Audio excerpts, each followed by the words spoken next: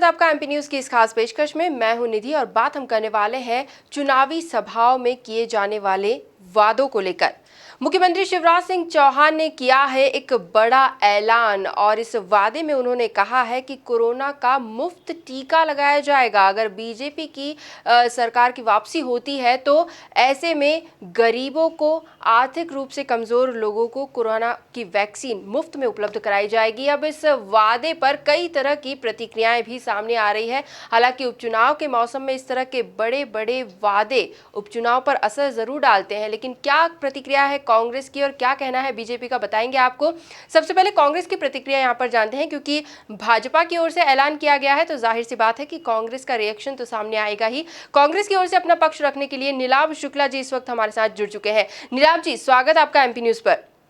चर्चा चल रही है सीएम के उस ऐलान को लेकर जिसमें उन्होंने कहा है कि वे कोरोना का मुफ्त टीका लगवाएंगे। उपचुनाव के नतीजों के बाद अगर बीजेपी की सरकार आती है तो कोरोना की मुफ्त में वैक्सीन उपलब्ध कराई जाएगी। इस वादे पर, इस ऐलान पर आपकी क्या प्रतिक्रिया होगी? देखिए, शिवराज जी को ऐसे ही घोषणावीर नहीं कहा जाता है। घोषणा में एक बड़ी भारी घोषणा उन्होंने कर दी। पूरी दुनिया में भी वैक्सीन के कहीं अते पते नहीं है, पूरी दुनिया लगी वैक्सीन ढूंढने में, लेकिन शिवराज जी ने घोषणा कर दी कि मैं वैक्सीन फ्री बांटूंगा। इससे बड़ी घोषणा और इससे हास्यास्पद बात और क्या हो सकती। अगर फ्री करना ही था तो प्रदेश में जब कोरोना पीक पे था तब टेस्टिंग फ्री करते, इलाज फ्री करते, लेकिन वो सब नहीं किया। चुनाव के कुल 20 दिन 10 दिन पहले इन्होंने घोषणा करी मैं वैक्सीन फ्री लगाऊंगा। टोटल हास्यास्पद है और घोषणावीर की नई घोषणा है। जी नीलाभ जी, बहुत बहुत शुक्रिया, धन्यवाद आपका हमसे जुड़ने के लिए। तो कांग्रेस का साफ तौर पर यही कहना है कि ये सिर्फ एक चुनावी घोषणा है।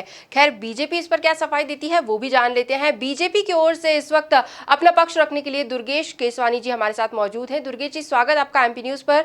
और बात हम कर रहे हैं सीएम के उस ऐलान को लेकर जिसमें कोरोना की मुफ्त वैक्सीन लोगों तक पहुंचाने की बात कही जा रही है। हालांकि कांग्रेस का ये कहना है कि ये मात्र एक चुनावी घोषणा है। क्या कहेंगे आप? देखिए निधि जी, कमलनाथ जी और कांग्रेस ने 973 वचन जनता को दिए थे। उन वचनों में से एक वचन परिपूर्ण नहीं कर पाए। शिवराज जी जननायक हैं, प्रदेश के यशस्वी मुख्यमंत्री हैं और प्रदेश की जनता के दुख दर्द तकलीफ में अगर कोई इंसान सबसे पहले खड़ा होने वाला है तो वो मुख्यमंत्री श्री शिवराज सिंह चौहान है। कोरोना का जिस तरह से कांग्रेस ने मजाक उड़ाया, आप देखेंगे कमलनाथ जी के समय जब फरवरी में ही कोरोना ने पांव पसारना शुरू कर दिए थे तो ये अपनी सरकार बचाने में लगे हुए थे। इन्होंने कोरोना के लिए एक बैठक प्रदेश में नहीं की। इसके विपरीत हमारे प्रदेश अध्यक्ष माननीय वीडी शर्मा जी ने प्रत्येक कार्यकर्ता को नीचे स्तर पे उतर के फिर जो प्रवासी मजदूर हों, चाहे लोग हों, चाहे भोजन की व्यवस्था करना हो, चरण पादुका की, पानी की, कपड़ों की, हर व्यवस्था भारतीय जनता पार्टी के कार्यकर्ता ने की। मैं आपके चैनल के माध्यम से शिवराज जी को साधुवाद देना चाहता हूं, धन्यवाद देना चाहता हूं कि प्रदेश की 7.5 करोड़ जनता को जो आप भगवान की तरह पूजते हैं, उनके हितों की बात करते हैं। आज आपकी इस घोषणा से निश्चित रूप से उस मन में आस जगी होगी जो मन विचलित था कोरोना को लेकर कि मैं इलाज करा न पाऊंगा, नहीं करा पाऊंगा। आज निश्चित रूप से शिवराज जी ने जो ये कार्य किया है वह साधुवाद के पात्र हैं। मैं आपके माध्यम से उनको धन्यवाद देता हूं। प्रत्येक जन जन की अगर कोई चिंता मध्य प्रदेश में करता है तो वो किसान पुत्र श्री शिवराज सिंह चौहान है।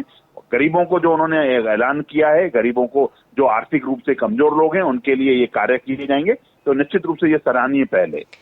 जी दुर्गेश जी, धन्यवाद आपका हमसे जुड़ने के लिए और अपनी प्रतिक्रियाएं हमसे साझा करने के लिए। तो एक बड़ा ऐलान मुख्यमंत्री शिवराज सिंह चौहान की ओर से, लेकिन इस ऐलान को लेकर कांग्रेस का कहना है कि ये मात्र एक चुनावी घोषणा है। तो दूसरी तरफ बीजेपी खुद को जनता का हमदर्द बता रही है। खैर, उपचुनाव में इस ऐलान का क्या होता है असर, क्या वाकई भाजपा को इसका फायदा मिल सकेगा, जो कुछ भी होंगी अपडेट्स बताएंगे आपको। लेकिन फिलहाल इस खास पेशकश में इतना ही। अन्य खबरों को जानने के लिए आप बने रहिए हमारे साथ, देखते रहिए एमपी न्यूज। धन्यवाद।